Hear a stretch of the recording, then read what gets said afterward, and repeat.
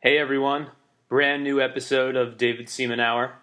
This is going to be a good one. I'm going to share with you guys a lot of facts and overlooked data, things that the mainstream media has not been talking about, but probably should. And if you want to support this podcast, there are a couple of different ways you can do that. You can send me a check. No, I'm kidding. If you want to support the podcast, the best thing to do is search for it on iTunes, David Seaman Hour, and subscribe over there. Just hit subscribe free. And also leave a quick review. You can just rate it 5 stars, and that helps move us higher in the rankings on the iTunes charts, which means that more people get exposed to this show. The other way to support us is to just tell your friends about the show, or if you're listening on Stitcher, you can give it a thumbs up.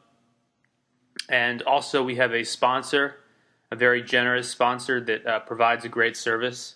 Head over to creditcardoutlaw.com. This is a company I believe in because I actually founded it several years ago.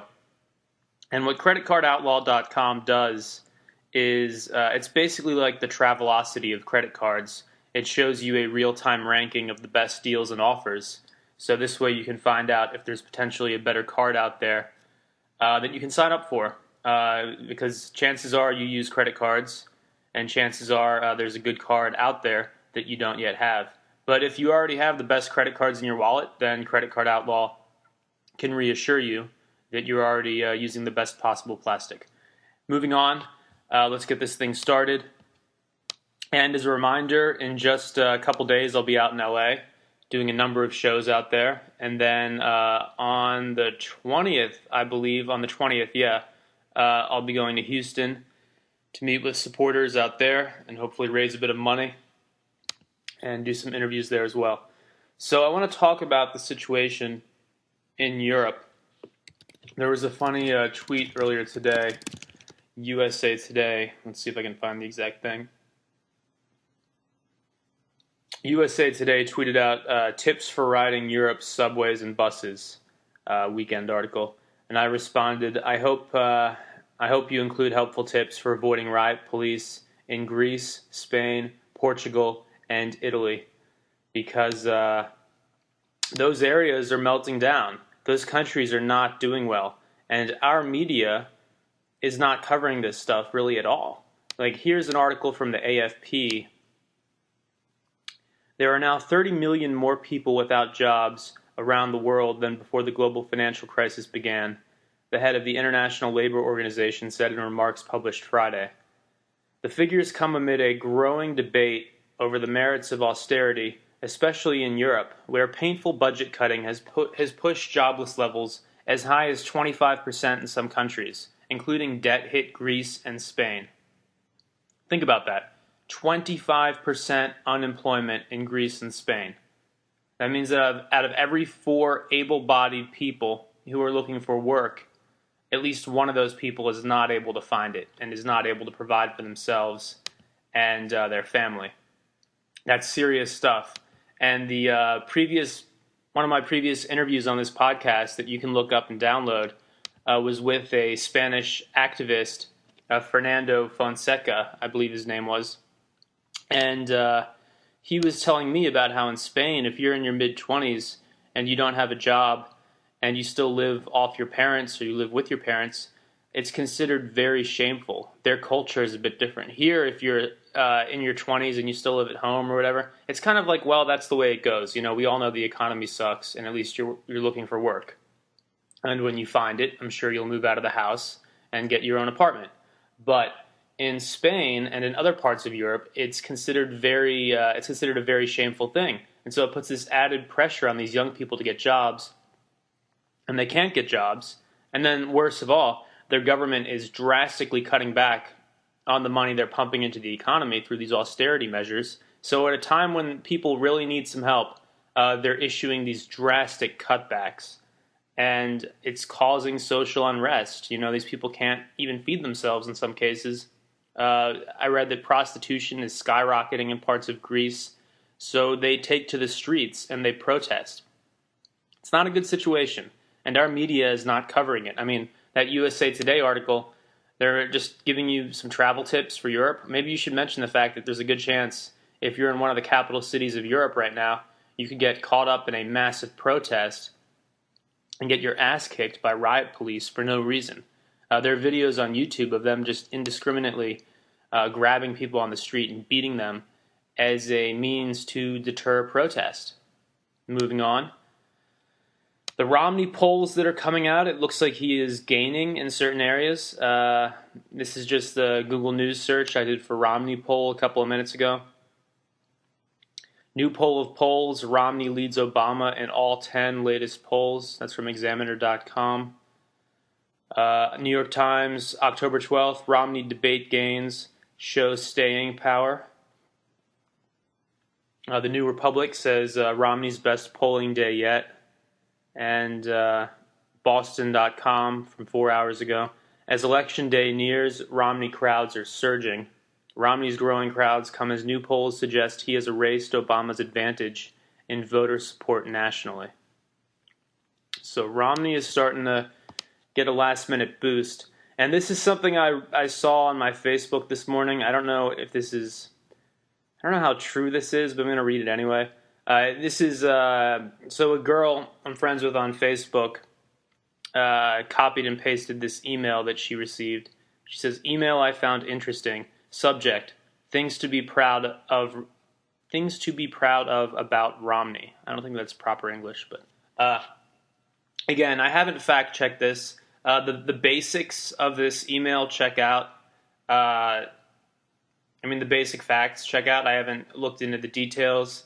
I'm just going to read it because these chain emails that are going around, this gives you an idea of how certain people are going to vote in this election based on, you cannot underestimate things that you see on Facebook because they're called low information voters. That's what the media calls them. And these are people who are just going to vote based on a couple of things they've seen. And they're not going to do a lot of in-depth research on either candidate. So I just want to read this email and then sound off on it. Here's the email. A lot is being said in the media about Mitt Romney not being, quote, likable, or that he doesn't, quote, relate well to people. Frankly, we struggled to understand why. So after much research, we have come up with a top 10 list to explain this unlikability by some of our friends on the left. Top 10 reasons some might dislike Mitt Romney. 1. Drop dead, collar ad, handsome with gracious statesman-like aura, looks like every Central casting's #1 choice for commander-in-chief. 2. Been married to one is in all caps, been married to one woman his entire life, and has been faithful to her, including through her bouts with breast cancer and MS. 3. No scandals or skeletons in his closet. And then in parentheses, how boring is that? 4. Can't speak in a fake Southern black preacher voice when necessary. 5. Highly intelligent, graduated cum laude from both Harvard Law School and Harvard Business School. And by the way, his academic records are not, all caps, sealed. 6. Doesn't smoke or drink alcohol and has never done drugs, not even in the counterculture age when he went to college. 2 square for today's America. 7 represents an America of yesterday where people believed in God, went to church, didn't screw around, worked hard, and became a success, all caps. 8 has a family of 5 great sons, and none of them have police records or are in drug rehab, but of course they were raised by a stay-at-home mom, and that choice deserves America's scorn. 9, oh yes, he's a Mormon. We need to be very afraid of that strange religion that teaches its members to be clean-living, patriotic, fiscally conservative, charitable, self-reliant, and honest. 10, and one more point, pundits say because of his wealth he can't relate to ordinary Americans. I guess that's because he made that money himself, as opposed to marrying it or inheriting it from dad. Apparently he didn't understand that actually working at a job and earning your own money made you unrelatable to Americans. My goodness, it's a strange world, isn't it? And then below that, it's his personal information. His full name is Willard Mitt Romney. He was born March 12, 1947, and is 65 years old. His father, George W. Romney, former governor of the state of Michigan. He's married to Ann Romney since 1969. They have 5 children. Education, BA from Brigham Young, JD and MBA from Harvard. It just keeps going on with his background. But I'm going to read one other part of this email. Mitt Romney is trustworthy. He will show us his birth certificate, show us his high school and college transcripts, show us his social security card, show us his law degree, show us his draft notice, show us his medical records, show us his income tax records, show us he has nothing to hide. Yeah, that was a chain email that's going around, and a girl on my Facebook posted it today. So aside from the slightly racist overtones in that one part of it, the black preacher voice thing, aside from that, I think a lot of this speaks powerfully to conservative voters, and it's not entirely untrue, actually, that Mitt Romney has given a lot of information about himself. Between the two candidates, there is actually more publicly available information about Mitt Romney than there is about Barack Obama. Try to look into Obama's college records. You can't do that. Try to look into some of Obama's biggest decisions over the past couple of years in office. You can't do that. This is a president that has gone after more whistleblowers than any other presidential administration in American history, and he's bragged about it. This is something that WikiLeaks has pointed out. He actually uses this as a campaign talking point, that he has been aggressive on national security leaks, as if cracking down on journalists and whistleblowers is a good thing. So, moving on from that, who should you vote for? I can't tell you who to vote for, but I know me personally, I cannot vote for Barack Obama. I voted for him in 2008. I got caught up in the hope and change thing. I thought that we were getting a real change in policy and that America was getting a fresh start. And the whole world, I think, was hoping along those lines. And his policies have just been disastrous. I mean, the people out there who think that the economy is better now than it was 4 years ago, they're just deluding themselves. I mean, if one individual happened, like if you become successful and that happened over the past few years, that's not because of Barack Obama. That's just you became successful. And it concerns me that individuals will ignore statistics and only look at their own personal experience. You have to be a little bit more broad than that. But speaking of broad, one thing I don't like in that chain email, aside from the black preacher voice thing, I don't like the fact that it celebrates the fact that Mitt Romney does not drink and has never tried drugs. I think that his conservative stance on drug use would send us even further in the wrong direction if that's possible. Because I don't believe in imprisoning nonviolent drug offenders. I think if we're a free society and America claims to be just that, how can we raid people's homes and throw them into jail cells like animals and leave them there to rot for years because they ingested something in the privacy of their own home? What you put into your body should be none of the government's business, especially if it's something that has never killed anybody in history. I'm talking about marijuana.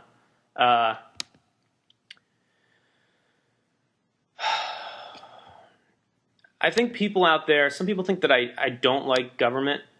That's not really the case. Like, what I don't like is a sprawling, unbelievably expensive, unbelievably unaccountable government.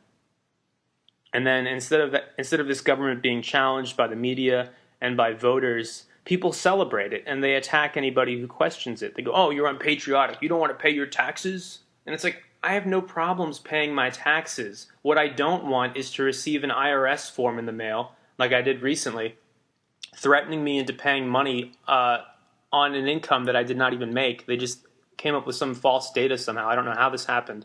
I've been going back and forth with them. And there's nobody you can contact. There's a phone number. I try to call that number. You get placed on hold forever until you can't take it any longer. And it says, from the office of F. Banks. Who is F. Banks? Why doesn't this guy have a fucking first name? Is he somebody that I can look up on Facebook? Is he somebody that I can look up on Twitter? Is he somebody who has an office phone number? Can I call his office? Can I send him a letter or an email instead of responding to this creepy, confusing, multi-paged bureaucratic nightmare where you have to check certain boxes. Just it's disgusting. The government has taken such a role in so many areas of your life, and there's nothing you can do about it. You think the TSA keeps you safe? You think the $60 billion we've spent so far on that agency has made America more safe? You don't think that money would have been better spent going towards something like NASA? I mean, we're now living in an age where America has no manned space flight program. You know that shuttle that's being driven through California right now, and people are cheering it on and taking photos of it? That thing's headed to a museum. We don't have a manned space flight program anymore. And it's great that we send probes out to places like Mars. With the amount of money we've spent on Iraq and Afghanistan, we could have financed more than 400 missions of the same size and significance as that amazing Curiosity mission to Mars. Can you think about the number of jobs and the amount of just pure technological innovation and scientific discovery that would come from that? 400 missions. We could send probes like that to every single part of the solar system that is of interest to our scientists and our researchers. And like I said, it would employ a lot of smart people. But instead, that money went to Iraq and Afghanistan. A lot of it we don't even know where it went because for these defense contractors, there's so little oversight, and the bidding processes are rigged. The whole thing's it's a nightmare. And what's the solution to all of this? I think one way to fix things is to just become aware. Just by figuring out what's going on, just by talking to your family and friends about this stuff, that invites greater awareness and it invites greater transparency. And it's not going to take very long until we have a government that more closely resembles us. I mean, part of the reason I'm running for Congress is that I feel that some of these old career politicians do not represent America, and they do not represent what we're capable of. You know, for them to crack down on internet innovation and freedom of speech when the internet has proven to be one of the biggest growth engines of our entire economy, it's crazy. Think about how fast we went from those goofy Motorola flip phones to the iPhone within a couple of years. I mean, the internet and technological innovation and the mobile smartphone revolution, all of these things are happening so quickly, and Congress wants to put a brake on that? That makes no sense. Just so they can protect the entertainment industry and protect the profits of Hollywood studios when they already make an ungodly sum of money on their shitty movies. You know, Avatar did just fine. Let's see what else I want to talk about today. Oh, this has nothing to do with anything, but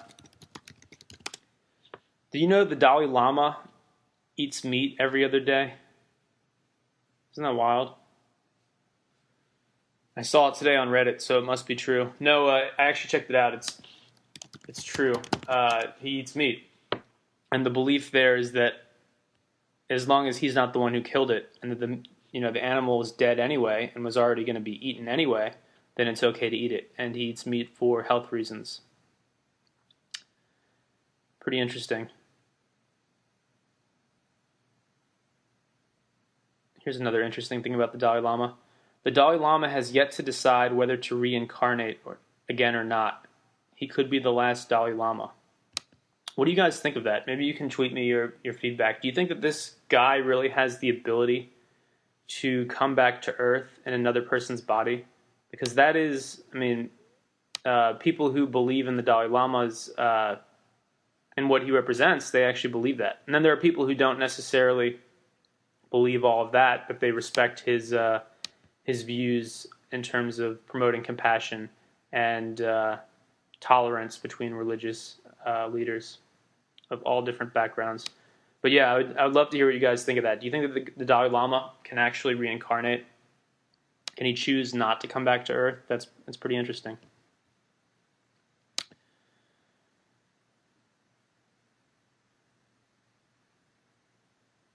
Okay. I don't know what this is. All right, I was going to read something, but it's not coming up. Anyway, I think this is enough for you guys to think about, and I can't tell you who to vote for again, but I know I just can't support a guy who signed away our right to a trial, who lied to the American people. He said he was going to veto NDAA. And then on New Year's Eve, the biggest sneak move that has ever been done by a president in at least my lifetime, he signed the thing into law. And then he's fighting for it in court. He's fighting for the right to imprison American citizens without a trial. And even when Obama's out, this thing will stay on the books. And any president in the future can use it. A president 20 years from now, President Crazy Santorum, could decide to imprison all of the gay people in America, or all of the non-believers, or anybody he doesn't like, and he can just do that. Do you think that's a part of our system? Do you think that's something that Obama should have fought for and should have signed? It's ludicrous, and I think just based on that alone, he doesn't deserve my vote again. There's no way you can reward somebody for doing that. So will I vote for Mitt Romney? To be honest, I don't know. I think one benefit of having Romney in the White House would be that the media would maybe start to take a more critical eye toward things like warrantless wiretapping and the NDAA and the TSA's rapid expansion all over the country, and the IRS bullying people and basically conducting shakedowns when you send people these bogus, you owe this money, and yet you really don't owe that money because they just made up the numbers. I think that's one benefit, is that the media might start to hold the government accountable for some of these things, because it seems like nobody in the media likes Romney, whereas most people in the media are totally caught up in the cult of Obama, the personality cult, where it doesn't matter what he actually does because you like him as a person, and he'd be fun to have a beer with. The same stupid argument that allowed people to defend Bush's actions. Well, I like him. He's a nice guy. I like Bush. It'd be fun to have a Bud Light with. Who gives a shit? Go find your own friends. You're not going to be friends with the president, okay? You just want somebody who can lead the country effectively and try to stick to the Constitution and to our laws and our system, and not take away our most basic rights as enshrined in the Bill of Rights. So I think Romney would probably be held a little bit more accountable. Does he still believe in big government and massive defense budget? Yeah, he believes in those things, and I don't. And that's clearly not the right direction for our nation. But I will not be rewarding Obama with another vote. He doesn't deserve it. And, the final thing I wanted to mention, finally I remembered what I was going to say. Some of you guys out there think that Obamacare is like this great achievement, but most of the research I've been doing on it, it's the same as anything else in government. It's creating more problems, because when you overregulate something, you're just getting in the way of innovation. Again, my issue with government, it's not that I don't believe in government. Clearly, we need a government to defend our interests. We need a government to do things like run our courts and keep our interstate system going, and all of these things. We need all that stuff, to be clear. But when you have government doing too much, there's no competitive impetus to improve. It's like if you live in a town and there are 10 different grocery stores owned by different guys or by different companies, then you can choose which grocery store you want to go to. And you'll probably end up going to the one that has the friendliest, most competent service, or the best prices, or hopefully a mix of those two things, great service and good prices. And that's the one that you're going to give your business to over time. And over time, as you tell your friends about it and they go to that grocery store has more money to expand into other areas. But with the government, there's just one grocery store, and if you don't like the way the service is, or you don't like the prices, too bad, because you don't have any choices. That's why the DMV sucks so much. There's no competitive force. They do things their own way, and if you don't like waiting 3 hours for a driver's license, and if you don't like dealing with horrible, unfriendly individuals, you don't have any choice, because you still need to get your driver's license, and they know that. Same with the TSA. There's no competition there. They can be as unconstitutional and cruel as they want to be, and drag disabled children out of their wheelchairs and grope young girls and do all of this unconstitutional evil stuff because there's no competitive force. This is an article in Forbes. Came out today, I think. Just going to double check the date on this. Yeah, it came out yesterday, October 12th. Military families get a $2,400 bill from Obamacare. That doesn't sound like a positive change. I'm trying to get the full article to load so I can read part of it to you. But unfortunately, Forbes has one of those obnoxious ad walls where you can't view it until it is completely clogged up your web browser with a stupid ad first. Let me try this again.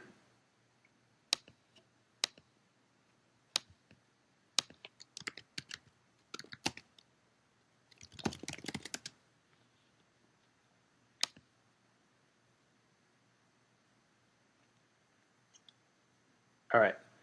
At least one of those free... Okay. This website is really... It's freaking out right now. At least one of those free quote-unquote benefits President Obama promised us from Obamacare turns out not to be not so free.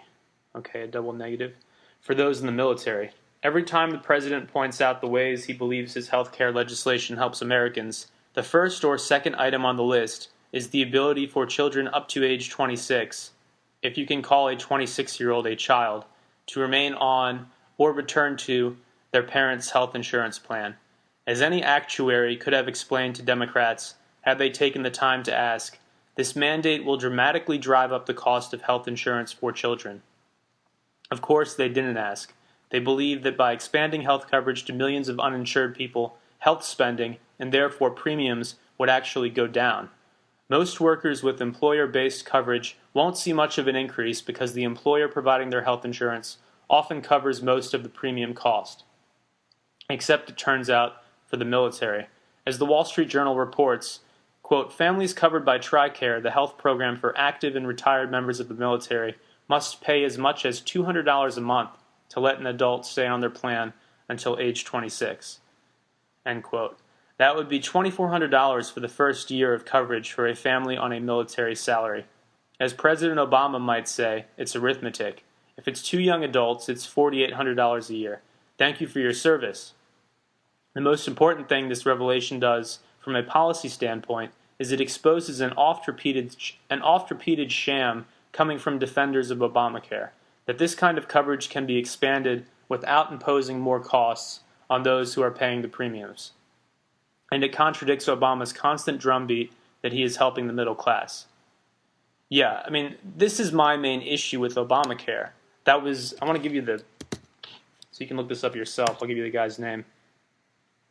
It's written by Merrill Matthews, a contributor over at Forbes, if you want to look that article up and read the rest of it yourself. But yeah, that's my issue with Obamacare, is when you bring the government into new things and you drastically increase regulation and requirements, it ends up hurting a lot of people. And there are a lot of bad, unintentional consequences. Like, you look at the terrible fees that people are going to start to have to pay if they can't afford to get health insurance. There are a lot of young people who would love to get health insurance, but they can't afford it because it's fucking expensive. It's like $300 or $400 a month at a minimum to get decent health care. It's not that they don't want it. It's not that they don't want to pay into the system. They can't afford it. And for you to then tax and fine somebody who can't afford something, that makes them actually even less able to afford that thing and to afford anything else that they need to buy. So I'm against taxing and fining people when they would love to buy something but they can't afford to. That's silliness. It's crazy. And the government does not do a good job of thinking rationally. If I were to show you this IRS form I got in the mail from the Office of F. Banks, this imaginary dude who cannot tell me his first name for some reason, he's just F, like he's J. Edgar Hoover or something. If you were to see this form, you would understand a bit of my contempt over bureaucratic government.